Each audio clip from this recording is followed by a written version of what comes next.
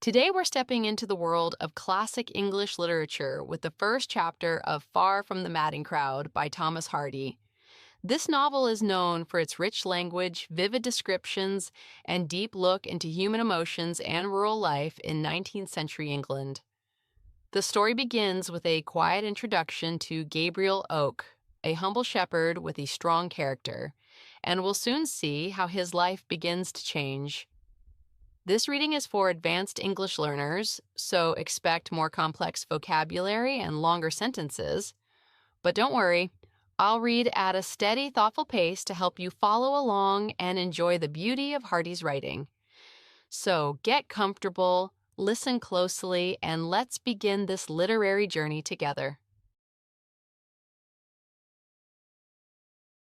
When Farmer Oak smiled, the corners of his mouth spread till they were within an unimportant distance of his ears. His eyes were reduced to chinks, and diverging wrinkles appeared round them, extending upon his countenance like the rays in a rudimentary sketch of the rising sun. His Christian name was Gabriel, and on working days he was a young man of sound judgment, easy motions, proper dress, and general good character.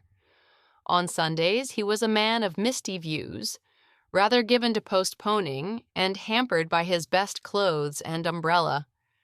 Upon the whole, one who felt himself to occupy morally that vast middle space of Laodicean neutrality which lay between the communion people of the parish and the drunken section. That is, he went to church, but yawned privately by the time the congregation reached the Nicene Creed, and thought of what there would be for dinner when he meant to be listening to the sermon, or, to state his character as it stood in the scale of public opinion, when his friends and critics were in tantrums, he was considered rather a bad man. When they were pleased, he was rather a good man. When they were neither, he was a man whose moral color was a kind of pepper and salt mixture.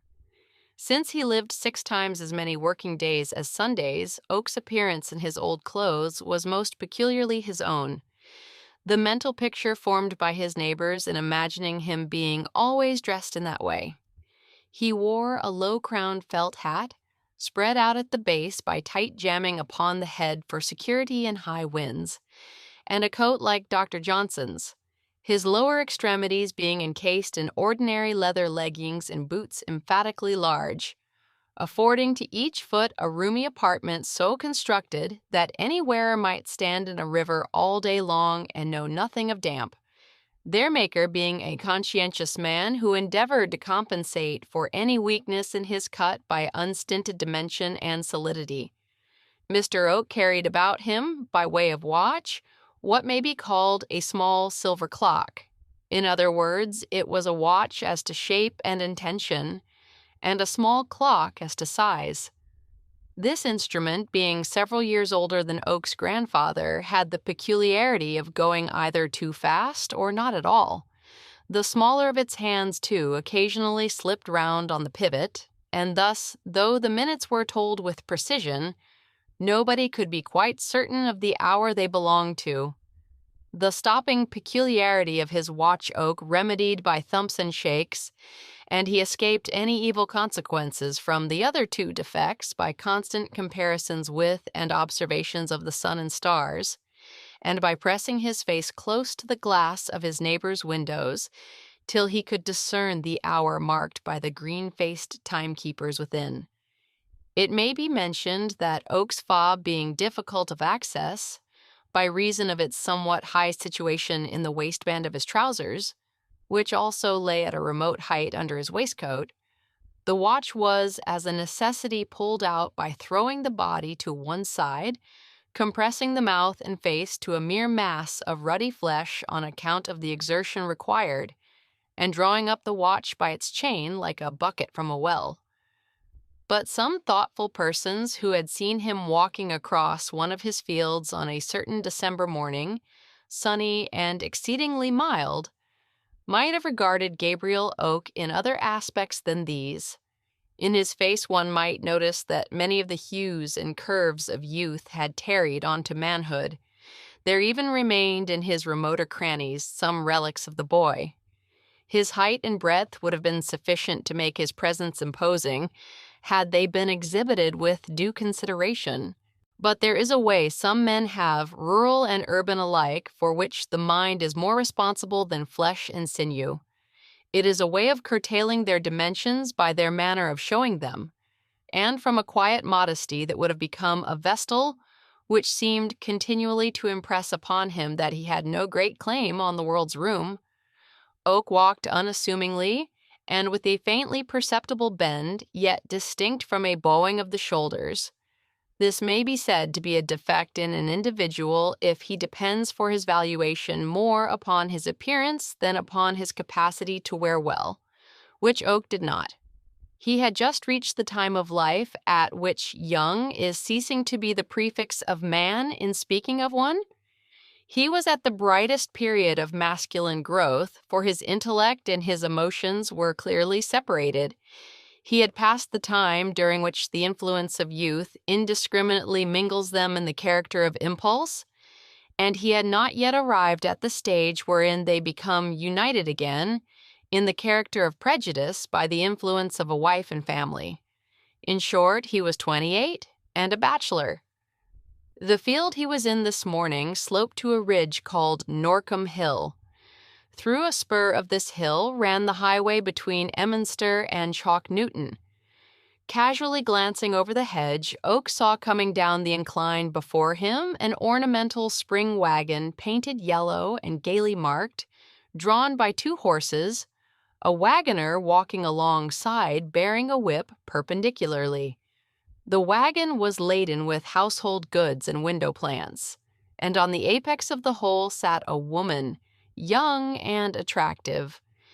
Gabriel had not beheld the sight for more than half a minute when the vehicle was brought to a standstill just beneath his eyes. "The tailboard of the wagon is gone, miss," said the wagoner. "Then I heard it fall," said the girl in a soft, though not particularly low voice. "I heard a noise I could not account for when we were coming up the hill. I'll run back." "Do," she answered. The sensible horses stood perfectly still, and the wagoner's steps sank fainter and fainter in the distance. The girl on the summit of the load sat motionless, surrounded by tables and chairs with their legs upwards, backed by an oak settle, and ornamented in front by pots of geraniums, myrtles, and cactuses, together with a caged canary, all probably from the windows of the house just vacated. There was also a cat in a willow basket, from the partly opened lid of which she gazed with half-closed eyes, and affectionately surveyed the small birds around.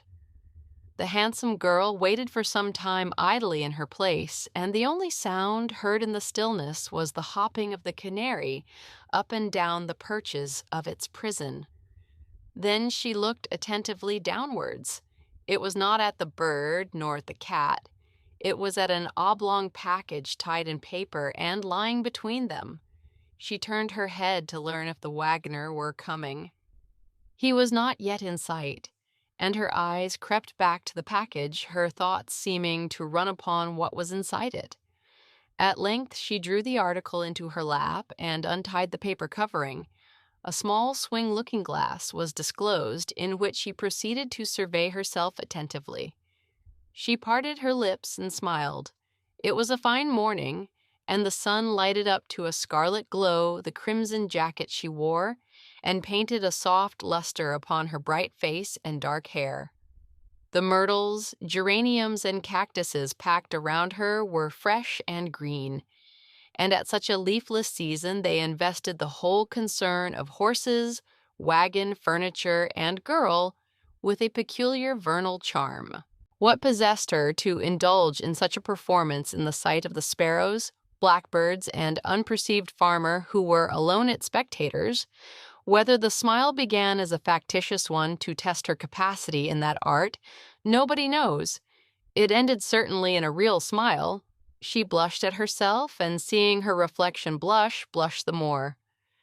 The change from the customary spot and necessary occasion of such an act, from the dressing hour in a bedroom to a time of traveling out of doors, lent to the idle deed a novelty it did not intrinsically possess. The picture was a delicate one.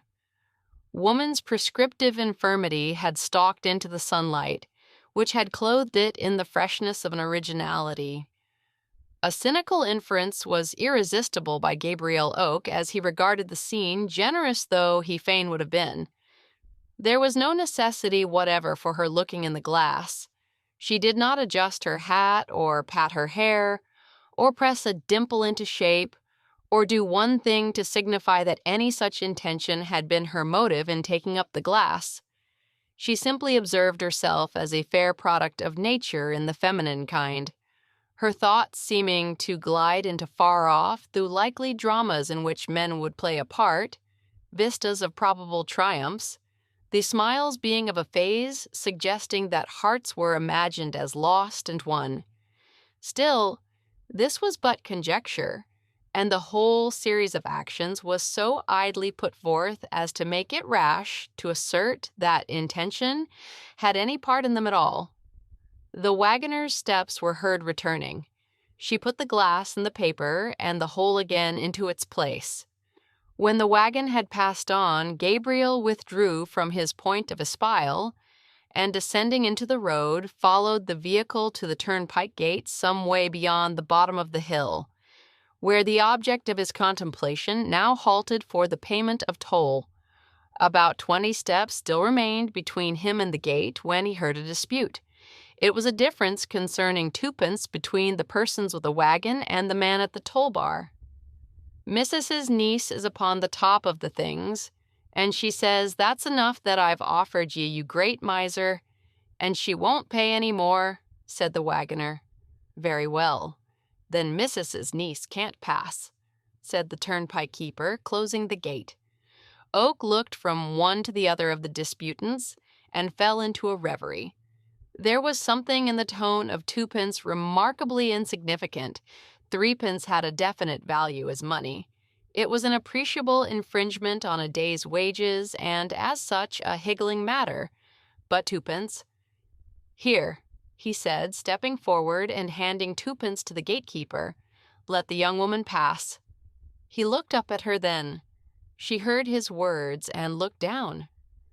Gabriel's features adhered throughout their forms so exactly to the middle line between the beauty of St. John and the ugliness of Judas Iscariot, as represented in a window of the church he attended, that not a single lineament could be selected and called worthy either of distinction or notoriety. The red-jacketed and dark-haired maiden seemed to think so too, for she carelessly glanced over him and told her man to drive on. She might have looked her thanks to Gabriel on a minute scale, but she did not speak them. More probably she felt none, for in gaining her a passage he had lost her point, and we know how women take a favor of that kind. The gatekeeper surveyed the retreating vehicle. "That's a handsome maid," he said to Oak. "But she has her faults," said Gabriel. "True, farmer. And the greatest of them is, well, what it is always. Beating people down, aye, 'tis so." "Oh, no. What then?" Gabriel, perhaps a little piqued by the comely traveler's indifference, glanced back to where he had witnessed her performance over the hedge and said, "Vanity. Thanks so much for watching. Remember, learning English is a journey. Every minute you spend practicing brings you closer to fluency. So be proud of the progress you're making. If you found this video helpful, don't forget to like, subscribe, and hit the bell button so you never miss a lesson. And if you have any questions or topics you'd like to learn next, leave a comment below. Stay motivated, keep practicing, and I'll see you in the next video.